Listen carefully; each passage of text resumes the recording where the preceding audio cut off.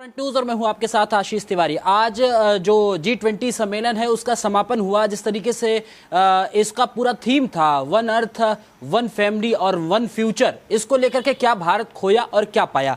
Major general SP Sinha sir हैं। Sir, आपका बहुत बहुत स्वागत है। क्या खोया क्या पाया भारत ने? पाया बहुत कुछ, खोया कुछ नहीं। पाया बहुत कुछ। क्या भारत का जो वास्तविक नाम होना चाहिए वो पूरे विश्व पटल पे अब छा गए मोदी जी कि भैया आज के बाद इंडिया नहीं कहा जाएगा, भारत कहा जाएगा। पर महामहिम ने अपने इन्विटेशन कार्ड में दिया, president of Bharat invites you for dinner. खत्म, बात हो गई। अपने सामने जहां बैठे थे भारत लिखा था। भाई, यदि मेरा नाम परिवार ने रखा है मोहनलाल चतुर्वेदी उर्फ पप्पू, तो क्या एप्लीकेशन फॉर्म में आधार कार्ड में लिखूंगा मैं उर्फ पप्पू? क्या मैं लिखूंगा मोहनलाल चतुर्वेदी? सिंपल। हमारा नाम क्या है? हमारा नाम है भारत। ये इंडिया किसने दिया? अंग्रेजों ने दिया। किसके इशारे पे दिया? एडविना के इशारे पे दिया। किसने माना? जवाहरलाल नेहरू ने माना। तो हम वो बोझ लेके चलेंगे? किसी अंग्रेज को भारत बोलने में कष्ट था तो इंडिया घुस गई। इंडिया कहां से घुसी? 3000 साल पहले ये इंडिया था। कौटिल्य के टाइम में इंडिया था, भारत था। Why not Bharat? और भारत का नाम क्यों पड़ा? भारत का नाम इसलिए पड़ा क्योंकि एक भरत प्रिंस थे। कहा जाता इतने वीर थे, साहसी थे कि बाघ का मुंह खोल के उसका दांत गिन लेते थे। उसी के नाम पे भारत पड़ा कि हम उनके वंशज हैं जो बाघ का मुंह खोल के दांत गिनते थे। हम उनके वंशज हैं। हम वो नाम रखें या ये विदेशी इंपोर्टेड माल नाम इंडिया रखे? तो ये टिप्पणी इस पे भी हो रही ना सर कि स्किल इंडिया कर दिया और डिजिटल इंडिया कर दिया, तब भारत नहीं आया क्या उस समय? धीरे धीरे परिवर्तन होगा ना। अचानक मोदी जी एक झटके में सब कुछ कर देंगे तो लोग तो बेहोश होकर गिर जाएंगे।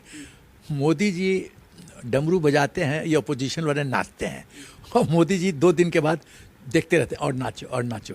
जब ये शांत हो जाते हैं फिर एक टॉपिक उठा के फिर डमरू बजा देते हैं और फिर नाचना शुरू करते हैं।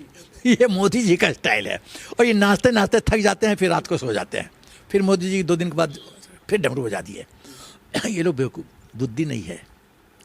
मैं तो पॉलिटिशियन हूँ नहीं, लेकिन मैं कन्विंस्ड हूँ ये बुद्धि नहीं, इनको पॉलिटिक्स करना नहीं आता है। मोदी जी से टकराना है तो अपना काबिलियत बढ़ाओ, नौटंकी करने से नहीं चलेगा। अब देश सोशल मीडिया के कारण देश बहुत सजग हो गया है। एक मेरा दोस्त बता रहा था कि एक आदमी राजस्थान में गया तो ऑटो रिक्शा में जा रहा था तो पूछा कि यार ये G20 हो रहा है, इसके बारे में तुम्हारी क्या सोच है?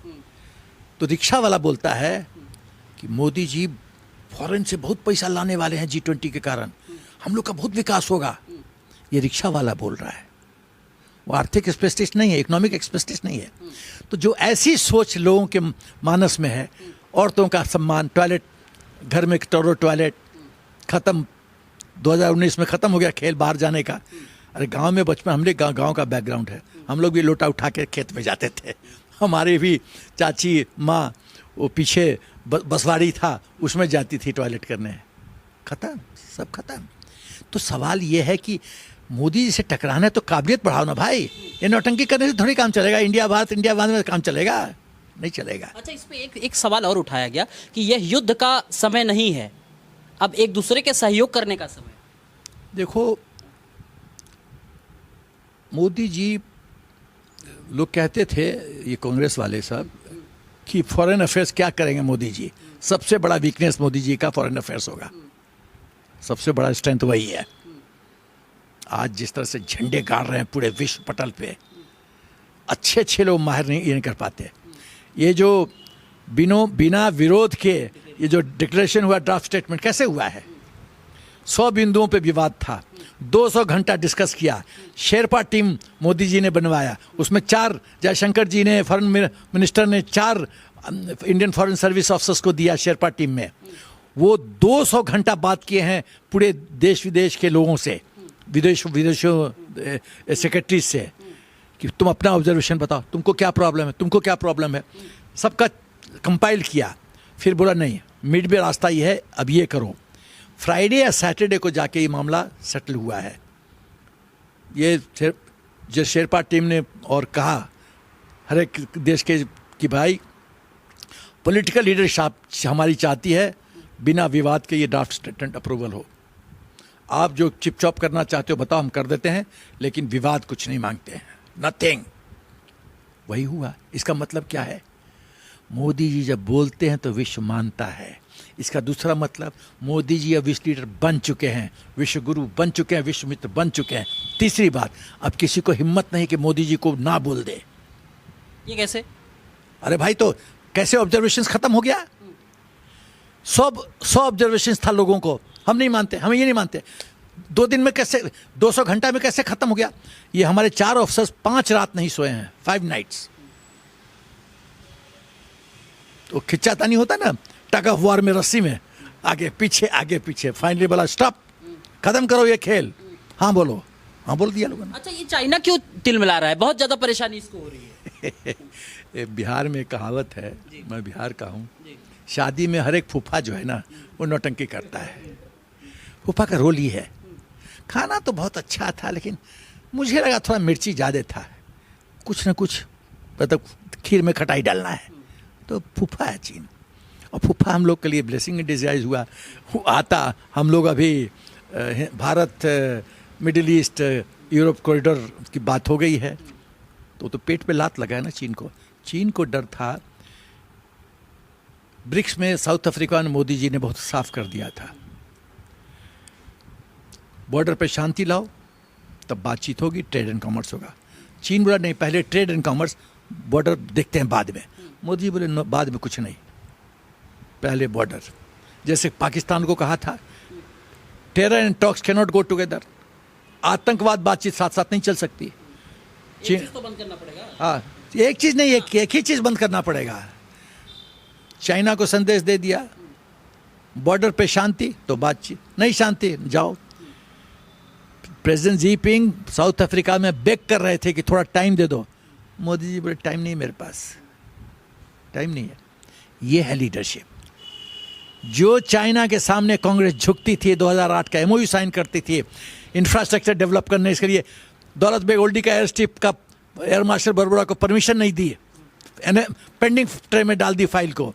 बरबुड़ा आए, एयर मार्शल बरबुड़ा की मैं बड़ाई करता हूँ, उन्हें साहस दिखाया, बोला ठीक है भाई, यदि सरकार चिंतित नहीं है, हम तो सेना के, हम तो करेंगे काम। कर दिया रिपेयर, कर लो जो करना है बरबुड़ा का। क्या किया, क्या किया? हिम्मत है एयर मार्शल को टच करोगे? तुम्हारा प्रधानमंत्री होगा, हिम्मत है एयर मार्शल को टच कर लोगे? तो नहीं कुछ हुआ। हो सकता हाँ, उनको एयर चीफ बनने से नहीं मौका दिया, नहीं दिया। एयर मार्शल छोटी चीज़ थोड़ी होती है। सवाल ये है, जिस चीन के साथ लोग इतना डरते, Rajiv Gandhi eastern army commander general VK Sharma Tawang गए थे उनको साथ लेके कि चीन पे फायरिंग मत करो। ये तो हालत थी इस देश की। जो वीके शर्मा बाद में आर्मी चीफ बने। Can you imagine? देश का प्रधान तवांग जा रहा है, नहीं चीन पे गोली मत चलाइए, ये समझौता के खिलाफ है। वो सब काम समझौता के तहत करते हैं क्या? तो इस देश में गदर रहा है। मोदी जी ने नो नॉनसेंस अप्रोच, सठम साठ्यम समाचरित। लाठी की भाषा समझते हो, लाठी की भाषा में बात करेंगे भाई। जो भाषा समझते हो वो भाषा हमको आती है। तो मुझे तो लगता है मोदी जी को मल्टी लिंग्विस्ट हैं, कई भाषाओं का ज्ञान है। यदि चाइनीज को चाइनीज भाषा, पाकिस्तानी को पाकिस्तानी भाषा में जवाब देते। बढ़िया। सर, जो अभी बाइडेन ने कहा कि यूएन सिक्योरिटी काउंसिल में भारत की स्थिति को मजबूत करेंगे, सदस्य बनाने की जो प्राथमिकता की बात करके गए, इसके पहले बहुत बार हुआ। क्या लगता है कि कुछ मामला ठीक हो जाएगा क्या? देखो ऐसा है, सबसे बड़ी बात है कि यूनाइटेड नेशंस के फंक्शनिंग का तरीका बदलने की जरूरत है। चाहे एफएटीएफ हो, चाहे यूनाइटेड नेशंस का हो। क्या? Rule of majority. 100% कंसेंसस हो ही नहीं सकता है। घर में मान लो तुम 4 भाई हो, चारों एक बिंदु पे सहमत होते हैं। घर में तो तुम सहमत होते नहीं हो, यूएनएससी में कैसे सहमति होगी? सिंपल। इसका मतलब है क्या? कोई जुडिशियल सिस्टम है, सुप्रीम कोर्ट किस चार्ज पे, कैसे बेसिस पे काम करता है? Rule of majority. 5 member bench में 3 हाँ बोला, हाँ हो गया, 2 चलते रहे। आईसीजे में क्या है? Rule of majority. तो यूएनएससी में रूल ऑफ मेजॉरिटी क्यों नहीं है? यूनाइटेड नेशन जनरल असेंबली में रूल ऑफ मेजॉरिटी क्यों नहीं है? एफएटीएफ में रूल ऑफ मेजॉरिटी क्यों नहीं है? क्यों? तो पहला चीज रूल ऑफ मेजॉरिटी आना चाहिए। दूसरा चीज, देखो, मैं अपनी फौजी अंदाज से बात करता हूँ। मुझे फॉरेन अफेयर्स का उतना ज्ञान नहीं है, ज्ञान तो है, पढ़ाई करता हूँ, ज्ञान तो है, लेकिन मेरी सोच एज ए फौजी है। हम लोग को सिखाया जाता है see the problem kill the problem लेकिन डिप्लोमेसी में ऐसे स्टेट नहीं चलता है। उनका भी ध्येय रहता है प्रॉब्लम को ख़त्म करो, लेकिन धीरे धीरे धीरे धीरे खिचड़ी ठंडा करके खाओ। हम लोग का फौजी होता है ठक मारो, नहीं ये नहीं चलेगा, अंतर्राष्ट्रीय स्तर पर ये नहीं चलेगा। तो खैर, दूसरा चीज़ है कि सरकार को चाहिए कि यूएनएससी में बोले, जनरल असेंबली में, कि जनरल असेंबली में हर एक मेंबर्स का वोट लो। क्या हिंदुस्तान यूएनएससी का परमानेंट मेंबर बने, 6th मेंबर बने? ये हमारे अफ्रीका के जो भाई हैं ना, जो मोदी मय हो गए हैं, वो सब वोट करेंगे हमको, हम जीत जाएंगे। रूस यूक्रेन के बारे में जो चल रहा है युद्ध, इस पर चर्चा करने का उद्देश्य क्या था? क्या एक तरीके से ज़ेलेंस्की का जो पीछे का निवेदन था उसको जाहिर करना था क्या? दो बातें। हाँ। देखो, कूटनीति में कुछ सामने दिखता है, जो नहीं दिखता है वही बहुत ज़्यादा पावरफुल चीज़ होता है। ज़ेलेंस्की को मना कर दिया मोदी जी, नहीं आओगे तुम, क्योंकि रसा से हमको दोस्ती रखना है, हमारा टाइम टेस्टेड फ्रेंड है। फ्रांस ने क्या कहा ज़ेलेंस्की को, हम तुम्हारा मुद्दा उठाएंगे, हम वचनबद्ध हैं। तो मोदी जी ने क्या कहा फ्रांस प्रेसिडेंट मैक्रोन को, नहीं उठाओगे तो फ्रांस को राफेल का ऑर्डर चाहिए ना, तो कैसे उठाएगा मुद्दा भाई, घी निकालना है तो नहीं निकल रहा है, तो ऐसे निकालना पड़ता है घी, कटोरी मतलब ढक्कन से टेढ़ी कर। मोदी जी इसके मास्टर हैं, मोदी जी मास्टर हैं इसके, घी कैसे निकालना है सब। Everybody has fallen in line G20 में, सब। आप कह रहे हैं फॉलो कर रहे हैं, उधर कांग्रेस कह रही है वीडियो जारी करके कि देखिए यहाँ पानी डूबा हुआ है, इतने पैसे खर्चे हुए, ऐसे कैसे होगा, देश की बदनामी हो रही है। एक हमारे बिहार में कहावत है, खिसियाल बिल्ली खंबा नोचे। इसका मतलब जो बिल्ली गुस्सा है ना, वो गुस्सा में कुछ कर नहीं सकती, तो खंबा नोचना शुरू करती है अपना गुस्सा का प्रदर्शन करने के लिए। आई एम नॉट हैप्पी, मैं खुश नहीं हूँ। Who bothers? करते रहो, बकवास करते रहो, तो ये इससे कोई फर्क नहीं पड़ता है। प्रजातंत्र में जनता जनार्दन के पास शक्ति है। यदि जनता जनार्दन समझ गई कि मोदी जी हमारे प्रिय हैं, राष्ट्रहित में हैं, इनको उछलने दो, इनको खंबा नोचने दो, कोई फर्क नहीं पड़ता है। इनको अपना कॉम्पिटेंस बढ़ाने की जरूरत है। ये जो मध्यपम कन्वेंशन सेंटर बना है, विश्व का 10 बेस्ट सेंटर में से एक हो गया है। जिस तरह से भारतवर्ष की छवि मोदी जी अंतर्राष्ट्रीय स्तर पे प्लेटफॉर्म पे उन्होंने दिखा, ये भारतवर्ष है, ये हमारा खान पान है, ये मेरा इतिहास है, नालंदा यूनिवर्सिटी है, ये है कोणार्क का ये सन का व्हील्स है, ये है नटराज, ये इसके इतिहास है, हमारे शिव हैं, ईष्ट देव हैं, ये इनका डांसिंग पोज है। डांसिंग पोज भगवान शिव का दिया हुआ है। 16 शब्द, 16 आवाज की रचना भगवान शिव ने की थी, और उसी से निकला है सब लैंग्वेजेस। मदर ऑफ सब लैंग्वेजेस है वो भगवान शिव के 16 वर्ड्स। ये लोगों को पता ही नहीं। तो हम इतने, नालंदा यूनिवर्सिटी में पूरे विश्व से लोग आते थे पढ़ने, सब खत्म कर दिया खिलजी ने, सब खत्म कर दिया। तो जो हमारा इतना गौरवपूर्ण इतिहास है, उसको दिखा रहे हैं मोदी जी। अब कोई विदेश से आता है, उसको क्या दिया जाता है? गीता दिया जाता है। पहले क्या होता था? नो कमेंट्स गीता दिया जाता है। गीता हमारी पहचान है, वेद हमारा पहचान है। इन लोगों को पेट में दर्द क्या हो रहा है ना, 2 फ्रंट पे दर्द हो रहा है। इनकी दुकानदारी बंद हो रही है। जब जितना ज़्यादा ये सत्ता से दूर रहेंगे, उतना इनका जो रिजर्व इनकम है ना, पैसा गिरता जाएगा। ये चिंता का विषय है। किसी तरह से तो 9 साल झेल लिया, अब इनके मन में प्रश्न है हाउ लॉन्ग, और कब तक ये चलेगा सिस्टम, ये इनका चिंता का विषय है। तो ये षड्यंत्र करते हैं, बाहर में कुछ लोग जाते हैं, वहाँ दुश्मनों से समझौता करते हैं, षड्यंत्र प्लान करते हैं। ये खेल है। मेरा सरकार से एक ही निवेदन है, नेशनल सिक्योरिटी कमेटी बनाइए, उसमें एक रिटायर्ड जज, चेयरमैन, 5-6 लोग जो एकदम राष्ट्रभक्त हैं उनको मेंबर बनाइए। उस कमेटी का जो पावर हो parallel to supreme court of India. यदि वर्क बोर्ड का डिसीजन सुप्रीम कोर्ट भी नहीं चैलेंज कर सकता है तो इसको कमेटी को तो पैरेलल पावर दिया जा सकता है। ऐसा सर सब मांगने लगेंगे, हर मुद्दे पे मांगने लगेंगे। कौन सी मांगने लगेंगे? इस तरीके का पावर कि सुप्रीम कोर्ट के बराबर का पावर हमें चाहिए। खाली एक कमेटी और किसी को नहीं। और कमेटी क्या करेगी? राष्ट्रद्रोह की बात एनालाइज करेगी। आप कोई गैर कानूनी स्टेटमेंट दे के बच के निकल जाइएगा, ये पॉसिबल नहीं है। रफाल में बोल दीजिएगा चौकीदार चोर है और सुप्रीम कोर्ट में माफी मांग लीजिएगा, खत्म कहानी, चैप्टर हो जाएगा। आप किसी के छवि को डिस्ट्रॉय कर रहे हैं और माफी मांगिए। आपने किसी को मार दिया, बोलते माफी कर दो, वो तो आदमी मर गया। ऐसे चलेगा देश क्या? कोई पॉलिटिशियन कुछ भी बोल देता है, अब देश देखता रहेगा ये नौटंकी, अब कुछ नहीं होगा उसको। कोई बोलता है सनाती डेंगू है, ये है, वो मार दो, खत्म कर दो। कोई जयपुर में बोल देता है बंदा हमको हिंदू मुक्त भारत चाहिए, अब कुछ नहीं होता है। ये हेट स्पीच नहीं है क्या? कौन फैसला करेगा? अरे सर देश स्वतंत्र है, जिसको जो समझ में आएगा उस हिसाब से अपनी स्पीच दे देगा। ओ कुछ भी कह रहे सनातन खत्म कर देंगे, कौन सी दिक्कत है उसमें? दिक्कत नहीं है। हाँ। मुबारक हो तुमको। सनातन धर्म हेट स्पीच नहीं है। तुम थ्रेटन कर रहे हो एक धर्म को। यही यदि कोई हिंदू बोले, कोई ऋषि बोले या संत बोले कि हम मुस्लिम को खत्म कर देंगे, तब इनका क्या रिएक्शन होगा? बताओ क्या रिएक्शन होगा? सद्भाव की हम बात करते हैं ना, कोएग्जिस्टेंस की बात करते हैं ना। कोएग्जिस्टेंस कैसे होगा? Mutual acceptance, coexistence. तुम अपना पूजा करो, हम अपना पूजा करते हैं, बस। तुम शांति से रहो, हम शांति से रहते हैं। क्या सस्ती लोकप्रियता पाने के लिए बोल देते हैं क्या? एकदम वोट बैंक, तुष्टीकरण की राजनीति। मेरा एक ही मकसद है, आप कोई लूज स्टेटमेंट देके बच नहीं सकते। मेरा ये कंसर्न। तरीका सरकार ढूंढे।